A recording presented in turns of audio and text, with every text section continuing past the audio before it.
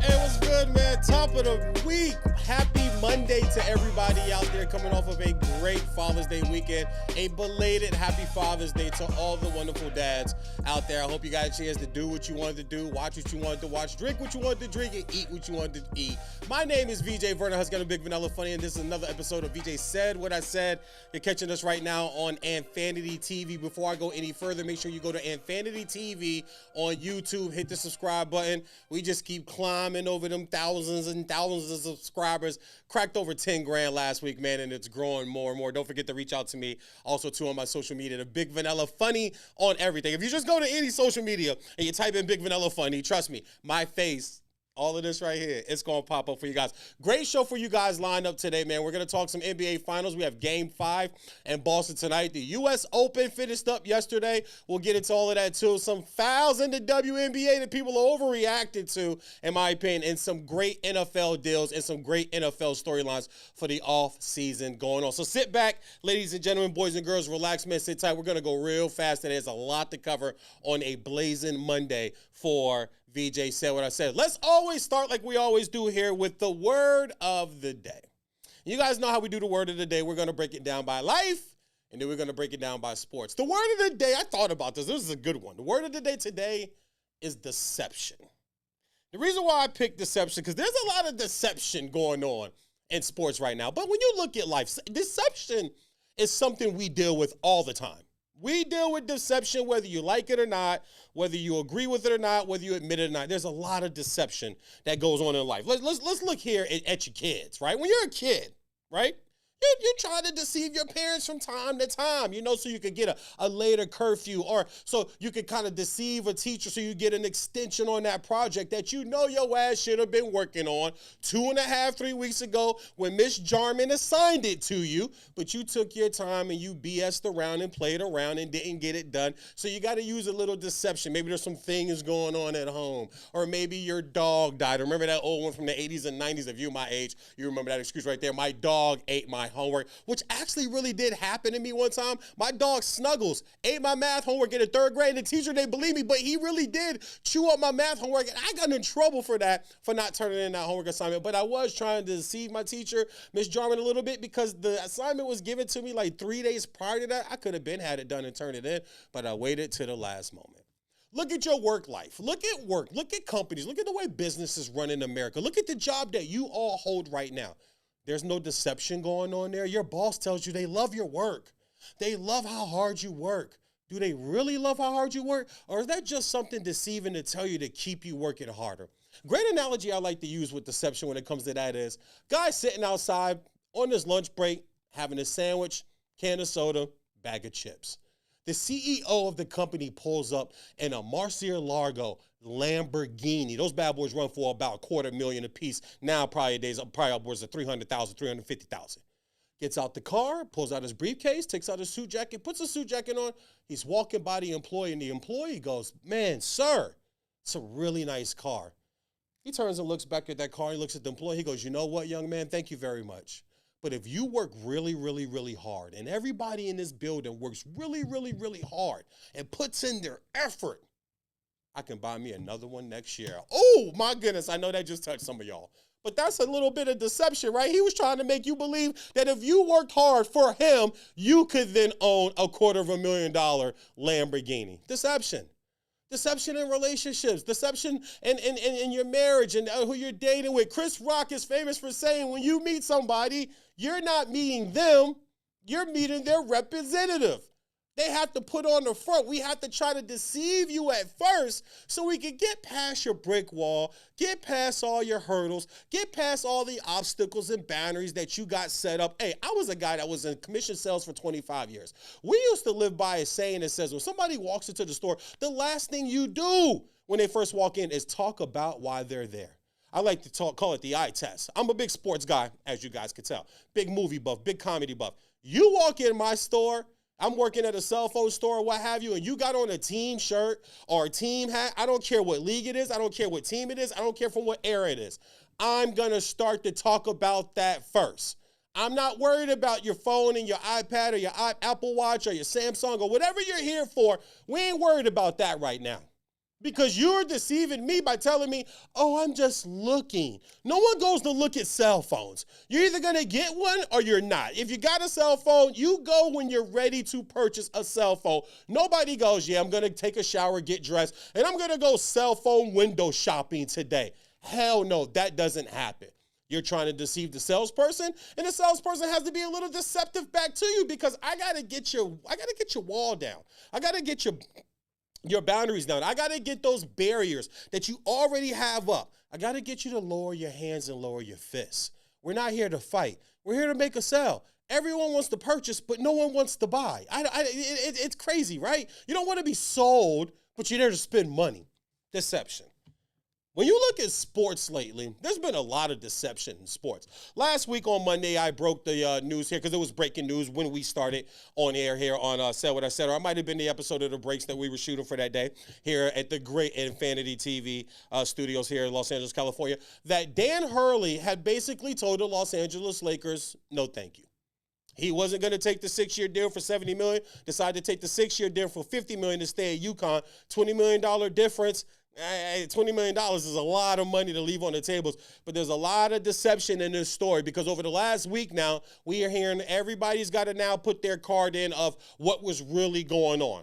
There was a report that came out Friday that LeBron James had sent a text message to Dan Hurley saying, hey, if you're the guy, if you really want to be here, I'm on board. Like, I'm with you, which I call fugazi. I call shenanigans on because why would you even have to send that text? That's a deception that LeBron was all in on Dan Hurley, and we all know he wants J.J. Redick to be the next head coach, which they interviewed J.J. Redick for the job on Saturday. J.J. Redick flew to Los Angeles from wherever he was as far as the finals is going on right now, because he's calling the finals with Doris Burke and with Mike Breen. Whether they were in Boston or Dallas or in travel, he was in L.A. Saturday for the interview. But we know LeBron James wants J.J. Redick to be the head coach of the Los Angeles Lakers, at least for the 24-25, possibly the 25-26 season also, depending upon whether he signs the extension here, which would be for $60 million plus, and then 62 or 63 the following year, 41 years old, which I think is a bad idea if Jeannie does that. The Lakers have to put out some deception here where, what do you tell JJ? What do you tell these other people that are interviewing for the job? Hey, no. Don't worry about those Dan Hurley. Oh, that was Woj and Shams. Oh, God, those two guys right now. We're in the era now where TV personalities in the sports world and now the breaking journalists or the insiders are now like all beef and everybody's got to say something about somebody and everybody's got to have a beef or got to call somebody out. And Kendrick Perkins unfollow LeBron James, which is more deception. Quick sidebar. Let's take a left real quick. Not buying it. Not buying it. I'm the only person on TV and radio saying it on a national level. Not buying it. This is just a way to keep LeBron James's name in the press. You can't tell me that Kendrick's ego is that big now. Clutch is still signing his check. That's still his agency that represents him on the broadcast side of his life, the TV analyst side of his life, past basketball. I'm not buying it. I think this is just a bunch of made up stuff just to deceive us that, Clutch really doesn't have that much control in TV. No, those guys are allowed to call out LeBron. BS shenanigans. I'm not buying it. More deception. But now the Lakers have to kind of be a little deceiving too and say, no. You're really who we wanted. Or no, we have to have our door open to everybody. We have to have all of the availability candidates on the floor, which is true. It's like when a coach is putting together a team, right? You have to always want to get good players. Whether you have a good quarterback or a good running back or a good point guard or a good second baseman or a good left winger, it doesn't matter. If you can make your team better, if you can get another great player, you do so. If it's feasible to the salary cap, if it's feasible to the front office, if it's feasible to the team winning, because at the end of the day, that's the only thing that matters in sports is winning. We've come away from winning. Now there's all these side stories and variables, and winning doesn't matter. We're crowning people who haven't won anything, and winning should still matter. If you can still make your team better to win, you make the move. You don't try to deceive people and go, no, we're fine where we are. Oh, no, we don't want Brandon Ayuk, which is a story coming out of San Francisco with the 49ers. They're far apart on the deal. They drafted a receiver in the first round as Pearsall. They just read up Jennings, who seems to be a young, emerging receiver that they feel like they can replace Brandon Ayuk. But, of course, if the deal gets done, he'll say, this is where I always wanted to be. San Francisco say, oh, no, we always wanted him. We were never thinking about trading him. We were never shopping him around. Deception. The WNBA WNBA regular season right now is getting a lot of heat because of Caitlin Clark and all the stuff that's going on. I'm not going to dive too much into it because it's a topic now that just makes you kind of go, oh, geez, here we go again with this. But there was a flagrant foul on my boo-boo, Angel Reese, and it should have been. It was a flagrant one. It was a basketball play, but the league, basketball is so soft nowadays that they have to go review everything, and that anything that's above the head contact is a flagrant. It was a flagrant foul. I don't mind it at all. But this idea that they're playing super rough in the WNBA and they're being so mean to each other in the WNBA, let me give you guys a stat that I looked up. Last year, the NBA, who plays 82 games, had 131 flagrant fouls. The WNBA, that plays half of that at 40 games, had 65. So per game, they have the exact same amount of flagrant fouls, the WNBA and the NBA. We have to stop pandering to women's sports and trying to let these women go compete. And I'm not trying to say it to knock the women. Sorry, I love it. Compete. I need you to compete. I don't want to see soft. Don't take it easy. Compete hard. Women are in UFC. Women are in boxing. I watched Layla Ali's entire boxing career. They're out there smashing each other's face in. They're not out there pity-pat punching and punching with a pillow or using extra big comedic gloves that aren't going to hurt. They're using 9-ounce, 12-ounce, 11-ounce, 10-ounce gloves, and they're trying to decapitate your face. If you ever watched the women's UFC fight, I'm not a big UFC guy. I'm more of a boxing purist because it's a sweet science, as they say, the sweet science of boxing. Footwork, motion, your body movements, you know what I'm saying? Hitting punches here, throwing punches that you know aren't going to land just to throw this other punch. UFC is straight up cage fighting. That's why they fight in a cage. They try to call it an octagon. It's a damn cage. It's a fence. You ever see those women fight? I've seen their faces torn apart. I don't hear anybody complaining about that. There's this deception in the WNBA right now that they're playing too hard or playing rough. We need to let those ladies compete and compete at the highest level. We have the Olympics coming up in Paris. You want to see softness in the Olympics? This is the world level. These are the world's greatest athletes in their sport competing once every 4 years. We have to let people go and compete. And last but not least on the sports tip for deception, my man Rory McIlroy. Rory McIlroy is a PGA golfer and a damn good PGA golfer. He is a mentoree of Tiger Woods. You can see it in his body. When the guy's walking out, it's like, yeah, when Tiger was having that kid lift weights and work out and giving him his workout plan and sharing his workout secrets, you can see the guy's body as he's matured. You can tell who his mentor was, who his idol was.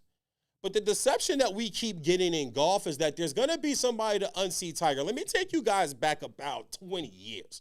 There's a young man by the name of Sergio Garcia. This is in the PGA Championship. Tiger Woods is running away with it, but on day 3, there's this young unknown Spaniard that makes a move. I think he shoots like under 6 on a Saturday and puts himself in position to chase Tiger Woods. And he's hitting ridiculous shots from the rough. He's hitting shots from outside the tree, like right outside the trees in the woods. He's running up, watching this ball. He's young, he's vibrant, and he's actually pushing Tiger in this PGA Championship.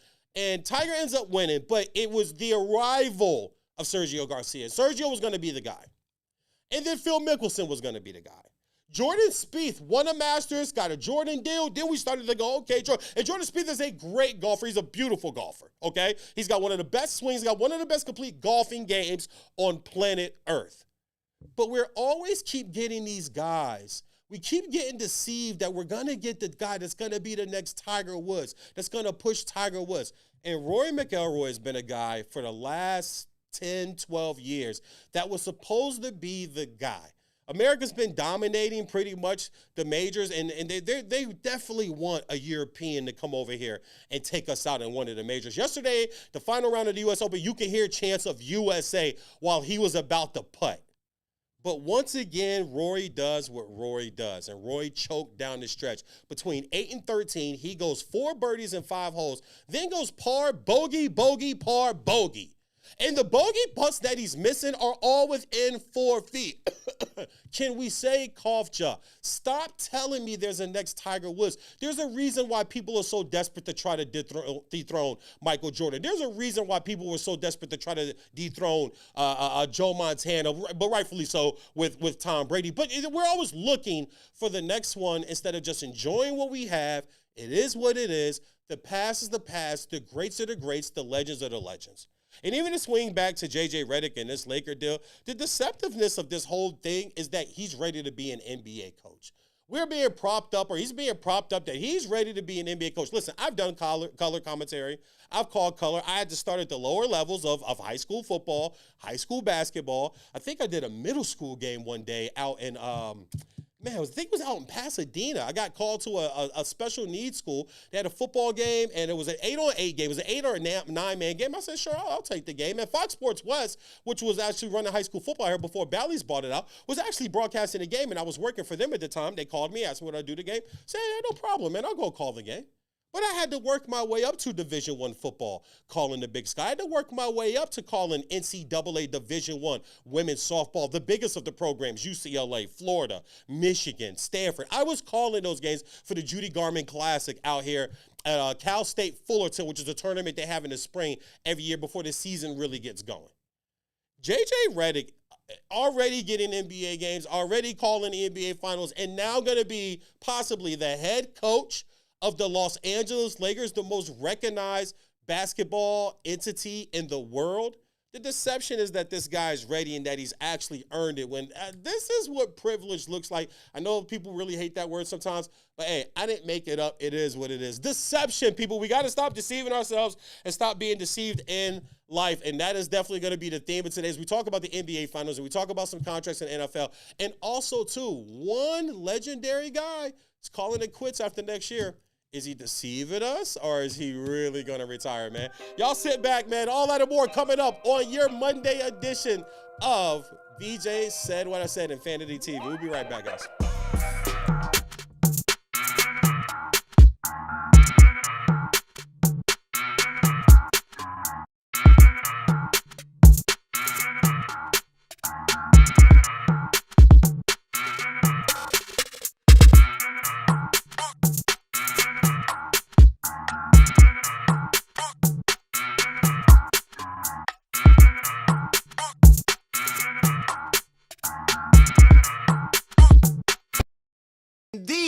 These are the breaks. These are the breaks. You know what it is.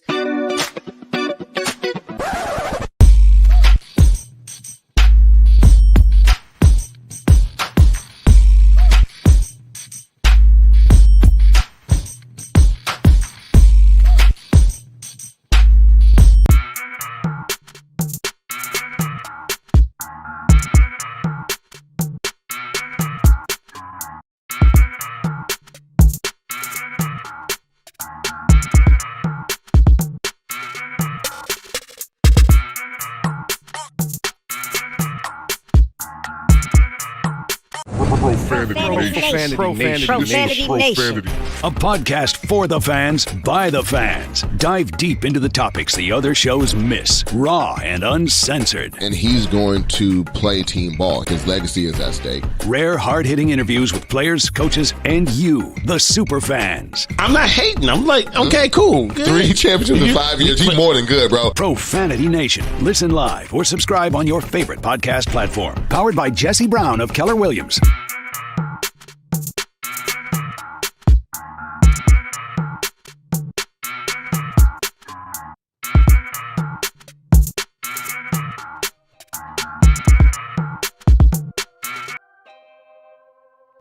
Hey, what's going on, ladies and gentlemen, boys and girls? Welcome back to Veejay Said What I Said, Infanity TV. All right, so let's get right to the NBA Finals. Series is now 3-1. Game 5 is tonight. We'll be tipping off here shortly. Dallas in Game 4 just exploded all over Boston, pretty much saved their season. They're down 3-0, 82-84. Just felt like one of those games where Boston knew they had a 3-0 lead. I've seen this before. It reminded me of 93-94, I want to say, or 94-95. It might be the year when, 95-96. The year when the Bulls beat the Supersonics and went up 3-0. And that game 4-5 and game 4, game 5, Seattle thought they kind of found their footing. If you guys remember on The Last Dance, Gary Payton is talking about this, and Jordan's actually listening, watching the iPad, watching Gary Payton say what he said and kind of gave the laugh like, yeah, okay, dude, like, yeah, you figured me out. No, that does not happen. You guys played good. We didn't play good. You got 2 dubs, but we went back home and closed it out in blowout fashion. So game 5 is tonight. We'll see what happens, man. It is a 6.5-point favorite for the Boston Celtics. The over-under set at 209.5.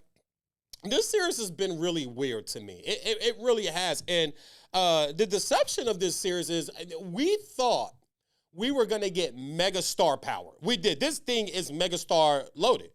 Luka, leading scorer in the NBA, scoring title this year. Kyrie, former champion. Jason Tatum, been to a finals. Jaylen Brown, been to a finals, over $300 million contract. All max guys. Jason Kidd, a Hall of Fame, definitely Hall of Fame point guard, top 10 in assists, top 10 in steals in his career, has an NBA championship, very likable guy. Jason Kidd is in my opinion, I think Jason Kidd could be looked at as an icon. Like, Jason Kidd's an icon of basketball. He set trends. He was a guy that came in out of Cal from the Pac-12, well, Pac-10 back then, but now Pac-12, jumped into the NBA, took his team to multiple finals with the New Jersey Nets before succumbing to the Lakers and the Spurs in back-to-back years, then winning the championship with Dirk Nowitzki beating the Miami Heat. So this thing was star-loaded, right? But then you pull up some of these numbers, and I'm looking at some of the stats here, and I said this on another show this past weekend on Saturday. I don't care who wins the finals MVP, but I tell you who should be second. And it might surprise a few of you guys, but just go put the tape on and just go look at the numbers. I don't care if it's Jaylen Brown. I don't care if it's Jason Tatum. I think it's Jaylen Brown's to lose, and Jason could probably steal it. But the second place votes should definitely go to Drew Holiday. Drew Holiday has been playing outstanding. At 36 minutes a game in the finals, he's giving them 55% from the field. He's shooting 44% from the three-point line. That's only second to Hauser. Hauser's leading at 53% for the Boston Celtics. The next person after him is Drew Holiday. Tatum and Brown are both shooting below 30% for the NBA Finals, along with Luka and Kyrie. And I tell you, I'm not going to bash Luka. I'm not going to down Luka and jump on Luka. He's still a phenomenal player. But his 30 in the regular season, in the playoffs, it needs to be 35. And then in the finals, it needs to be 38, 39, 40. That's how greatness goes. You have got to go up every time your team advances. The guy, the bus driver, the man, the dude, the player, whatever you want to say, the leader, whoever, whatever adjective, whatever descriptive phrase of words you want to give that gentleman or lady, their stats have to keep rising, because the further you get, the harder it gets. So his 30-31 on 24-26 shots, listen, he's still a great player. It doesn't move the needle for me because it's not equating to wins. It's like LeBron's numbers, right? Oh, he's this old, and look what the numbers he's putting up this year.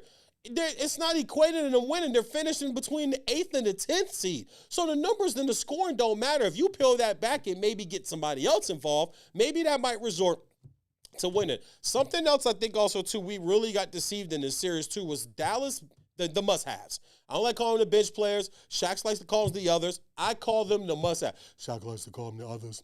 You got to have the others. I call them the must-have. The others kind of feels disrespectful to me. I'm just saying. Not trying to diss Shaq. The others, like, yeah, the others. But the must-haves. I call them the must-haves. You must have these guys. P.J. Washington, DJ Jr., 35%, 25% from the three. It's not going to get it done. Both teams are rebounding well. I think both teams are moderately playing great defense.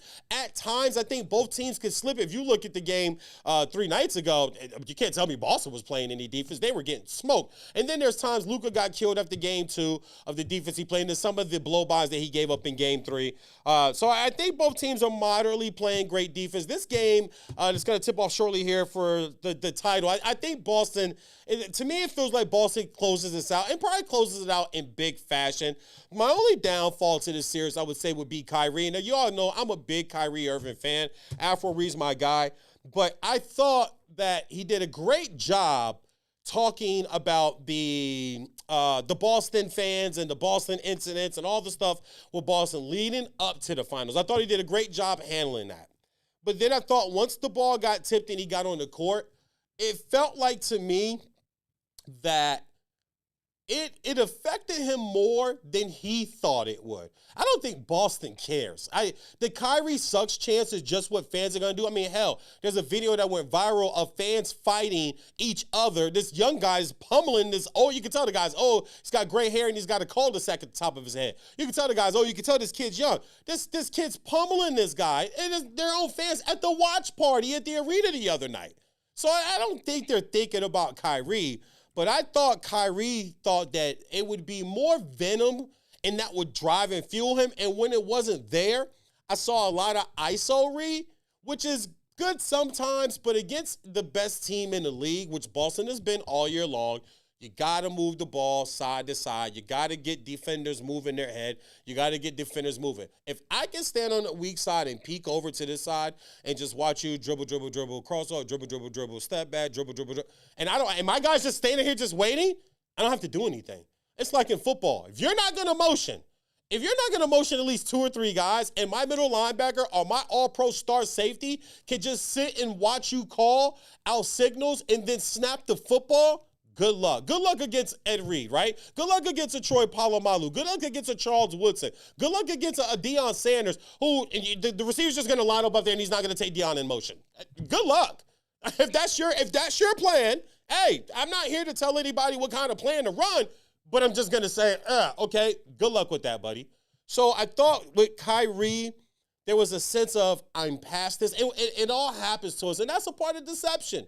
We deceive ourselves a lot. I think he deceived himself a lot that he was past this mentally. I mentioned before, different platforms. I got a chance to interview Kyrie, got a chance to get questions in with Kyrie. I got a chance to talk to him in the back tunnels at Crypto.com when they were playing the Clippers in the first round, and he did speak about peace. He did speak about changing the circles and moving on in life and settling himself down mentally, and you can tell it's there. But that Boston thing, I thought he was past, and that is all still there. Just some of the numbers in the playoffs. Luka's 29-9-8. Kyrie's 22-4-5. Jason Tatum and Brown are both at 24 points a game. Jason's at 9 boards, 6 assists. Brown's at 6 boards and 3 assists. Tonight in Boston, Boston's 37-4 at home. That's why it's hard for me to pick Dallas to get that dub tonight. But if they do, they're going to need the must-haves. Luka and Kyrie cannot do it all by themselves. Here it is. If Luka and Kyrie go do it all by themselves tonight, then that means Boston has an off game.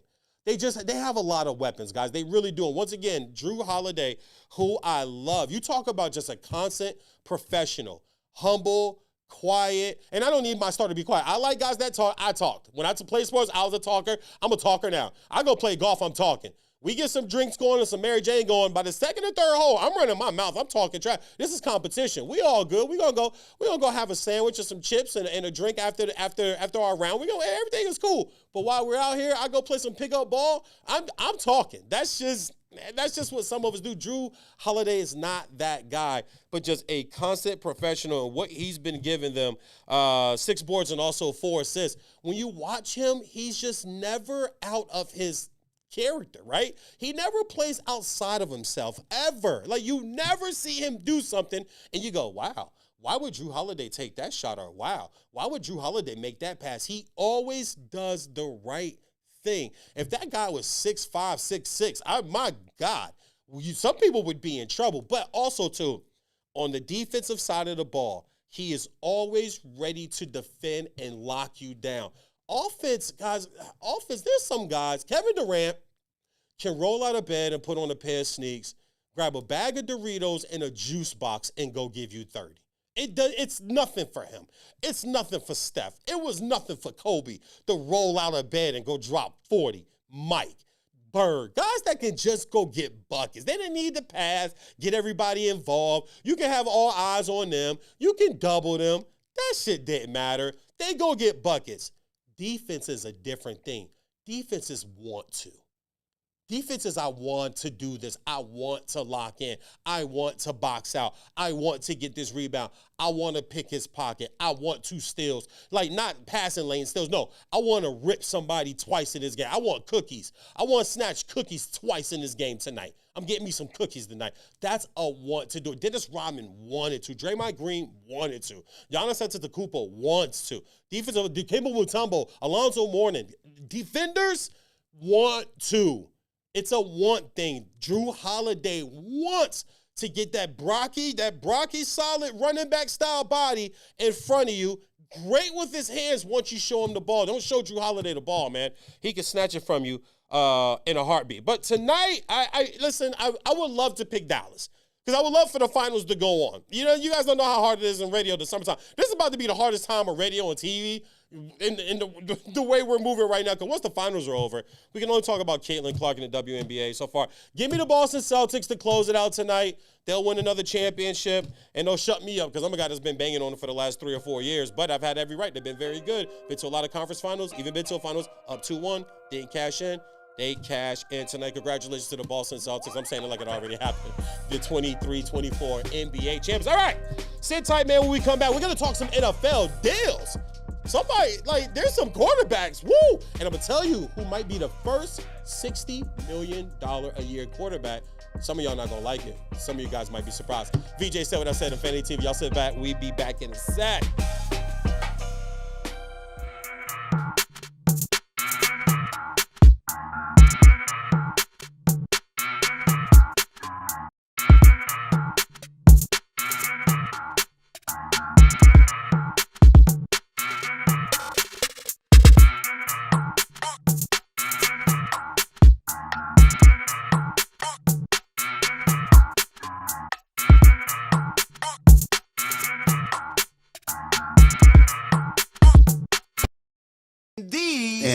These are the breaks. These are the breaks. You know what it is.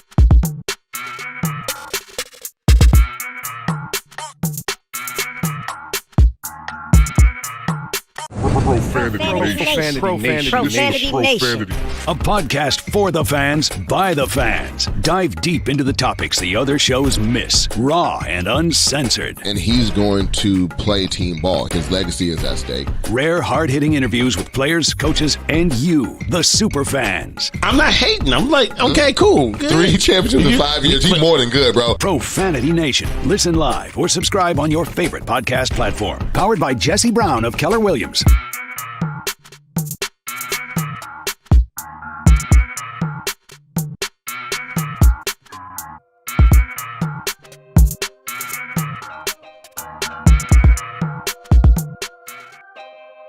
What's good, ladies and gentlemen, boys and girls? Veejay Vernon Husky, the Big Vanilla Funny, the Big Vanilla Poppy here with Veejay 7 Infinity TV. Also, once again, don't forget, guys, go to Infanity TV on YouTube.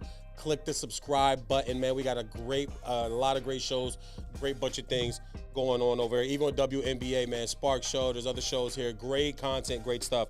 You guys keep us growing, man. We can't do it without you. We can't just be here talking. You guys got to help us out. All right, let's get into some NFL stuff because there was some big news over the week and some big contracts. We all know you need a quarterback to win in football. I always say if you don't have a quarterback, you have zero shot.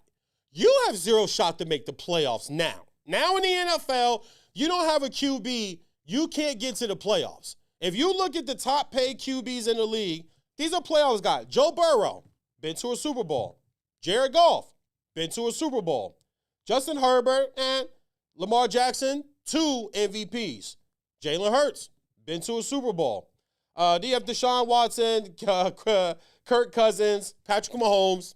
We all know how great that guy is. Josh Allen, everybody loves him. Matthew Stafford, been to and won a Super Bowl. And so on and so on. Even Aaron Rodgers with the Jets at $37 million a year, Super Bowl champion.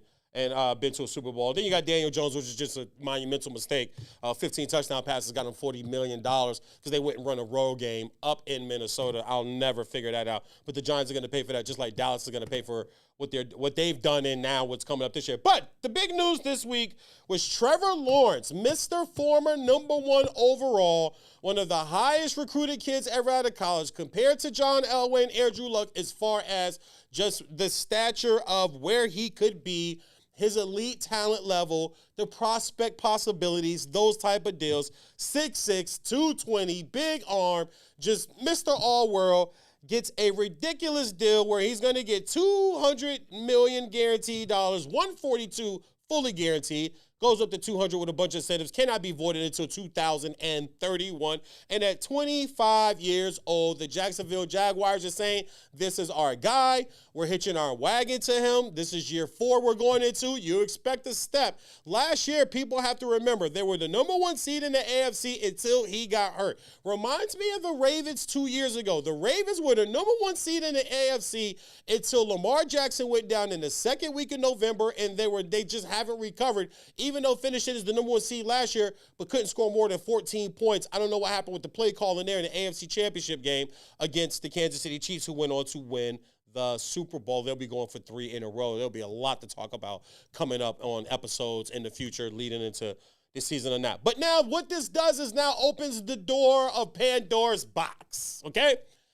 Because the way NFL contracts go, it's really not about what you've done. It's about what teams think you can do, and do they think they have the pieces around you to do it, and you gotta pay guys. It just is what it is. I can't tell you how many times there's a quarterback or a corner or a receiver or a rush in that becomes the highest paid at their position, and there might be a guy 3 pay grades down below them, 4 or 5 pay grades down below. I mean, hell, Patrick Mahomes, if you look at Patrick Mahomes, these are the quarterbacks. We all admit Patrick Mahomes is the best quarterback in football, right? You know what makes more money than him? Burrow, Lawrence, Goff, Herbert, Jackson, Kyler Murray, Deshaun Watson, Kirk Cousins. All those quarterbacks make more money than Patrick Mahomes. That's just the way deals are done. A deal is done. The player goes to his agent and says, okay, that guy got that. Now I want this. So up next, I got a list of guys here. We all know Tua's going to get paid. The Dolphins took care of Jalen Waddle, which I said 3 weeks ago, which was great. And that's what they should have done. Take care of Jalen Waddle, lock him in, because I think Tyreek could be gone after this year or gone after next year. He's got a lot of off-the-field stuff, and I never like speaking on a man's personal business, but if it's going to translate into problems within the locker room or problems within your performance or problems within the team, or it gets to a point where, okay, your 1,900 yards just doesn't help us win, we could take that money, allocate it to maybe 2 or 3 other guys who still has a prove me state in their life right now as far as football is concerned, and we could probably get more production out of them. But we know big deals are coming behind them. Tua's probably going to get anywhere, I think 50, 51 is where Tua's probably going to be about right now. Joe Burrow and Trevor Lawrence are sitting at 55. Jared Goff is at 53. Justin Herbert's at 52. Lamar Jackson's at 52. And then Jalen Hurts tops out all the 50 guys at 51. So he's not getting below 51. He's not going to get below a Kyler Murray that's making 46.1. He'll get more than Kyler, but Drew Rosenhaus is his agent, very famous agent down there in South Florida. I believe that he'll tell the Miami Dolphins, we want 52, 53, we're good. We'll sit right there. Maybe we ain't got to get to 55, okay. But it's going to be between 51 and 53. But the guy that's going to be up next after him is already up now because he could be an unrestricted free agent after this year is Dak Prescott of the Dallas Cowboys. And I've been on record time and time again, 4 or 5 years ago, before COVID, that the Dallas Cowboys made the monumental mistake of paying the running back. They made Zach Martin wait. They made DeMarcus Lawrence wait. They made everybody else wait, and it paid Zeke. And Zeke gave them nothing after he got the money to the point where they cut him and he went and played for a year in New England. Now you're going to try to bring him back? Is this going to be some type of resurgence? No.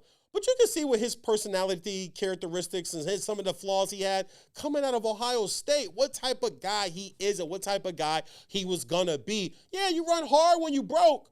You run hard when you eating spam and bologna and oodles and noodles for dinner. Yeah, but when you eating out at Morton's 3 nights a week, or you eating at Ruth Chris Steakhouse, and that's a takeout order for you, I ain't never got nothing takeout. I get dressed up. I wear the good suits. I spray on $100 cologne if I'm going to go sit at Ruth Chris Steakhouse. If I'm going to go sit at the Ocean Club, Mastro's in Beverly Hills or in Malibu, which I've been to both of them, both exquisite restaurants. The food's cool, but I cook great at home, so I can make a steak like that. So if you don't believe me, just ask people that know me. They'll let you know.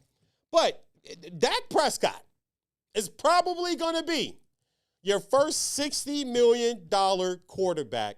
And I know a lot of people are going to, what? Yeah, I'm what too. But at the end of the day, this is the business of the NFL. And it's the next guy up. And now you got CD. And now you got Michael Parsons. There are some things that Dallas is going to have to address as far as paying guys. And I don't know which way it's going to go. But Dak is sitting right there and could be looking at $60 million. Some other guys that can also be up there too. 3 more guys I like that could be paid next. I think they're going to go in this order. I think if Stroud has another good season, they win the division again, he wins another playoff game, I'm going to my representatives and I'm saying, get me paid. I want a new I've outplayed this $9 million rookie deal. I've outplayed this. I'm not 2 playoff wins, 2 division back-to-back win titles. Come on, I'm not. That's not $9 million in the NFL. That's 50, 55, 56, $57 million in the NFL. I'm the future. You got your guy right now. I'm sitting right here, and I'm still young. I've had a few little concussion things. That's fine. I'll learn how to protect myself. But I ain't got no arm issues. I ain't got no knee issues. I ain't got no hamstring, no Achilles, no ACL, no hip, no back. I'm healthy. We got Nico Collins. We got Tank Dell. We got Dalton Schultz. We got a good running game. We got a great offensive lineman. I got Laramie Tunsil, all-pro, first-team tackle. We got a great defensive coach. Got Will Anderson, which is a young stud on the defensive end of the ball from Alabama. Hey, you got to pay me. He's up next. Another guy, Jordan Love, at $13 million right now. Jordan Love's going to be another guy. They go win this division this year. They go get another playoff win. And they go, listen, if they pull off the San Francisco win, I'd be asking for a new deal. Now, I've outplayed my $13 million. I want a new deal. And then last but not least, Brock Purdy. Brock Purdy's been to a conference championship game and then also a Super Bowl and $934,000. And that's California taxes. He's getting taxed in California, man. Plus, they tax you, too, in every state you play for that game check. Whatever state tax is, like if you go play the Lions, you get taxed Michigan tax. If you go play the Dolphins, you get taxed. Well, they don't have actually state tax in Florida. They don't have income tax in Florida, so don't think you get taxed for those games. I think it's Florida, Jersey, Delaware, and another state. I think Texas is a non-income tax state. But Brock Purdy, so Stroud, Love, Purdy, they're going to be the guys after Tua and Dak. Tua's going to get done in the next month or so. That deal's going to be done. I'm just trying to figure out where it's going to be. But then, let's just say for shits and gigs, that Tua gets 56, 57 million. Dak's definitely getting 60. And then Stroud's getting 61. These guys are going to start to, that 60 is starting to come, guys. Keep an eye out on that. Also, too, with Trevor Lawrence, completion percentage 64% for his career, 11,000 yards, almost 12,000, 58 touchdowns, 39 interceptions. I do like the Gabe Davis addition. They have some other weapons there with Kirkpatrick in the running game with ETN, but I do like the Gabe Davis, as Tony Romo likes to call him, Big Game Gabe. Try saying that fast 5 times. Adding him to the receiving core, I think is going to help Trevor. He's just got to stay healthy. Also, too, another reason why you give him this deal now is simply because even if Doug Peterson doesn't make it through this, say Doug Peterson gets fired next year, the new coach coming isn't going to go, well, I can't win with Trevor Lawrence. You got to get me somebody else. No, he's going to come into the interview saying, oh, no. Hey, me. I can win with this guy. I can get this guy. I can do it. Yeah, keep Trevor. Maybe we need some other pieces here and there. So that's why you get the deal done now. I'm a big proponent for, listen, if you have your guy, pay him now, because if you wait and you got to pay him later, it's only going to cost you. The Dolphins should have paid Tua a year ago instead of the 5th-year option. They should have never done the 5th-year option. Just go ahead and give him a contract now. That contract probably would have ran him about $42 million, which people were balking at then. Oh, my God, $42 million, $40 million for Tua Tagovailoa. My man, love that guy. I love that guy. I love my quarterback. It's been a while as a Dolphin fan, so I can say I love my quarterback, but I love that guy. But they should have paid him a year ago and not just picked up the option. Go ahead and put the money down and pay him, because now it's probably going to cost you anywhere between $15 to $20 million more than what you would have had to pay him if you'd have just gave him a deal even after the third year. Gave him a deal. And listen, you could have front-loaded the deal or back-loaded the deal and then set it up to where you could get out of it if the concussions still happen, if the injuries still persist, or if the team wasn't producing, or if you thought you were going to fire Mike McDaniel. You should have already paid Tua, and now it's going to cost you, because right now Tua is making a whopping $7.5 million. You want to hear about the quarterbacks that make more than Tua really quick before we jump to commercial? Jacoby Brissett, Anthony Richardson, Trey Lance, Zach Wilson, Drake May, Jaden Daniels, Bryce Young, Caleb Williams, Sam freaking Darnold makes more money than Tua Tagovailoa. He'll get his deal done. That could be that next $60 million guy. Stroud, Love, Purdy. Up next, how well does Caleb start out? How well does Jalen start out? Anthony Richardson. These deals are going to continue to grow. But congratulations. I'm all for everybody getting their bread. I want my bag and my bread too, man. That's it for NFL News on Sale. What I said, when we come back, we'll wrap up the show. We're going to talk about legendary commentators, and I got a very special Mamba moment for you guys here on Veejay 7 Infanity TV. Y'all sit back, man. We'll be back in a second.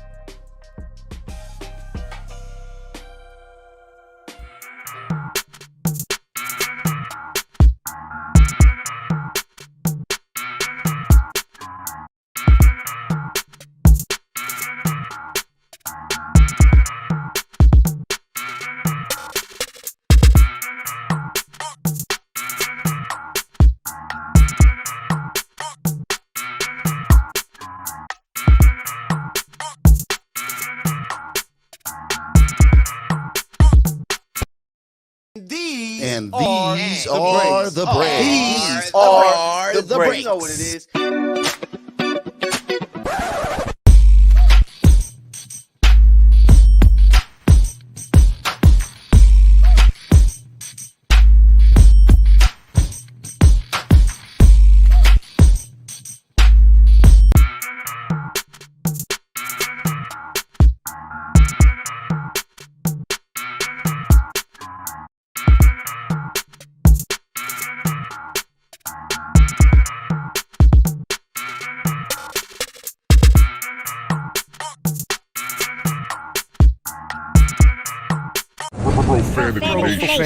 Profanity Nation.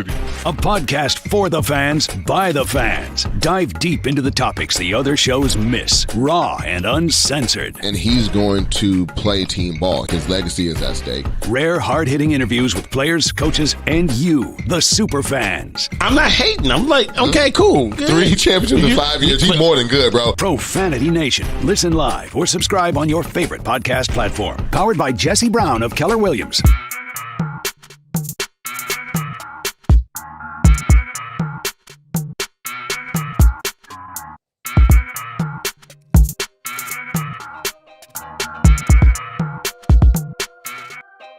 What's up, ladies and gentlemen, boys and girls? Welcome back to Veejay 7 on Infanity TV. This episode just flew by, man. Once again, as always, don't forget, go to infanitytv.com on YouTube, subscribe. Also, Big Vanilla Funny, VJ Vernon Husky. Any social media, if you type in, if you just typing in the Big Vanilla, trust me, my name and my face will pop up. Go follow me, man. I like to go back and forth and banter with the sports on the network. All right, so let's wrap up today's show. We're talking about commentators and just sports personalities. I'm one myself, being on radio and TV. I've called games on every level other than the NFL and the NBA. The only two things I haven't been able to call a game on in NHL, excuse me. But I have a list of guys here that meant something to me. Guys I like to listen to and guys that I like to watch, guys I think were entertaining, guys I thought brought value. And all of this is all off of Mr. Charles Sir Barkley is calling it quits. He announced that after the 2024-25 season, which will be the last of Inside the NBA on TNT with all the new NBA rights, he is just going to retire at 61 years old. I honestly think this is a great decision for Charles. We all say, especially in this business, trust me, oh, I'll do this till I die, or I'll do this until I'm old. But there is some point in your life that you just want to get away from everything. and just go relax. Whether you're on a cruise or whether you're in another country or whether you're laying on the beach or you're just sitting on the back porch by the lake watching your grandkids and probably then your great-grandkids running around while the barbecue's going and somebody younger now is taking over the grilling responsibility. Someone younger is now taking over the inside, cooking the beans, the baked beans and the mac and cheese and potato salad. And it's you and your lady out there, man, and you're just enjoying honestly, your last days. It's hard to say, but it's just true. Everybody, you're born to die. It's just life, man. So I think this is a great decision for him.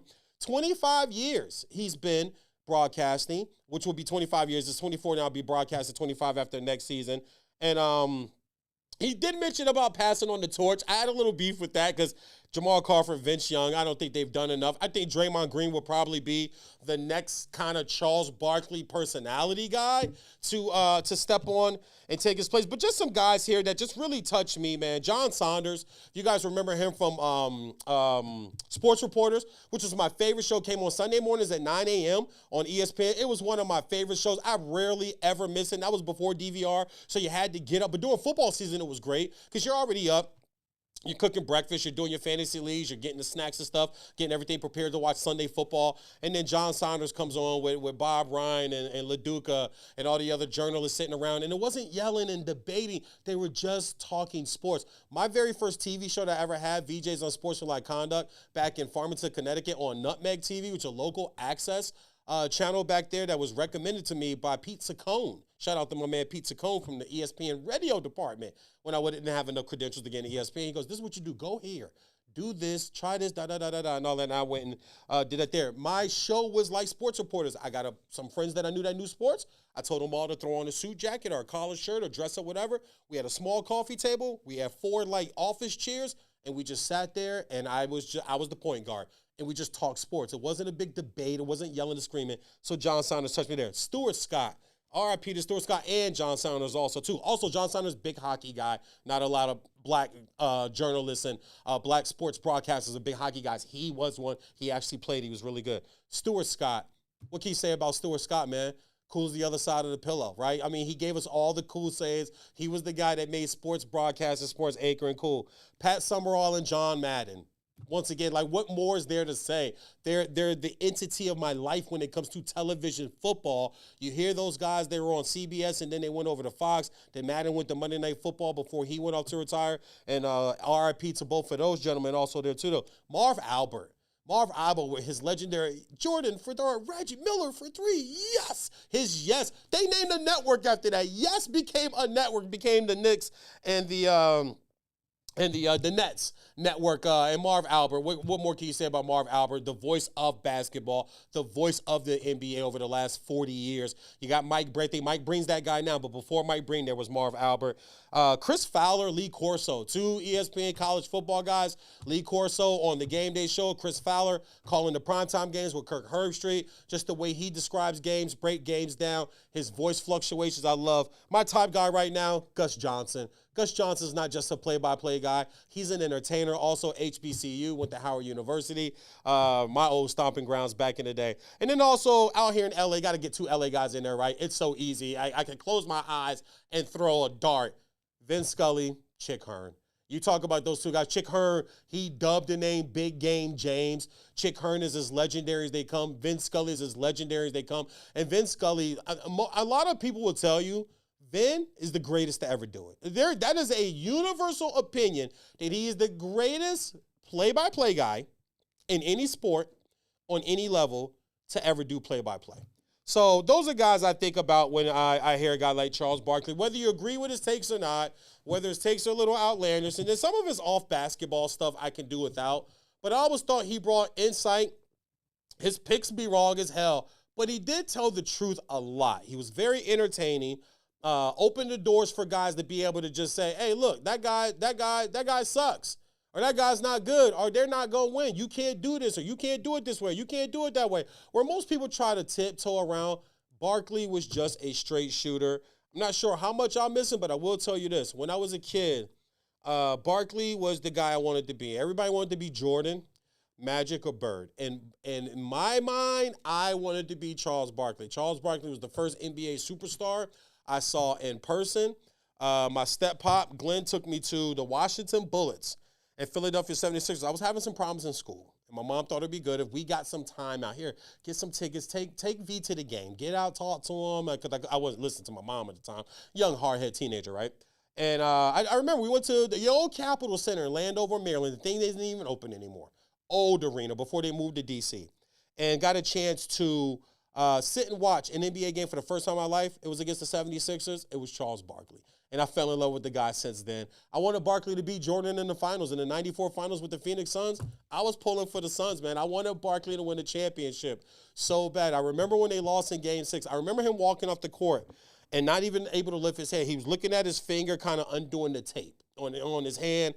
You could tell, the tears are in his eyes. But Barkley was always my guy. It blew his ACL out late in his career. I remember that. Him and Iverson had gotten into it, but Iverson came back in the back tunnel and wished him luck and things of that nature. And then Barkley went on to TNT and TV and has had a great career from them, known for the worst golf swing in the history of golf. So shout out to you, Sir Charles. You made a young, thick, chubby kid like me think that I could play ball, which I was pretty decent at. Wasn't good or great. Was decent, much better in baseball and football. But Barkley was my guy, and it's going to be, different not to see him. But I do think it is time for new voices and new faces in sports talk TV around the board. And this is an opportunity to give somebody else an opportunity to state their claim. All right, so we'll wrap up with a Mamba moment, but I got something different for you guys today on my Mamba moment.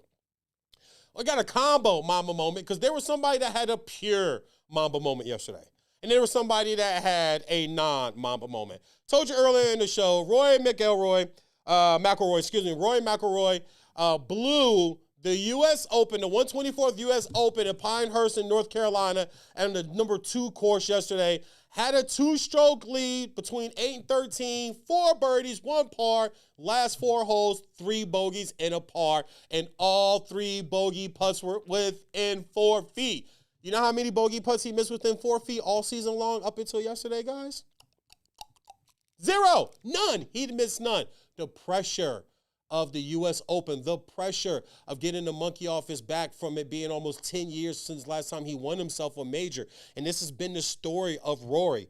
But the Mamba moment was Bryson DeChambeau. First of all, let's say congratulations to Mr. Bryson DeChambeau for his second U.S. Open. He won at Wingfoot, I believe it was his first U.S. Open. He came back yesterday. Now, the 18th hole, he blows his tee shot so far left. You think, all Roy's got to do is par, and he's got this. That's all he's got to do. Roy's playing in front of him. So all Roy's got to do is hit a par, and he's got it. Now, Roy hit to the left, too, but not as far as DeChambeau. DeChambeau was so far left, he had to keep resetting himself because on his backswing, there were some tree branches hanging over, and he was trying not to have his club hit on the backswing, where he takes a shot from there and blows it across the fairway into the bunker. And now you're thinking, okay, this is over.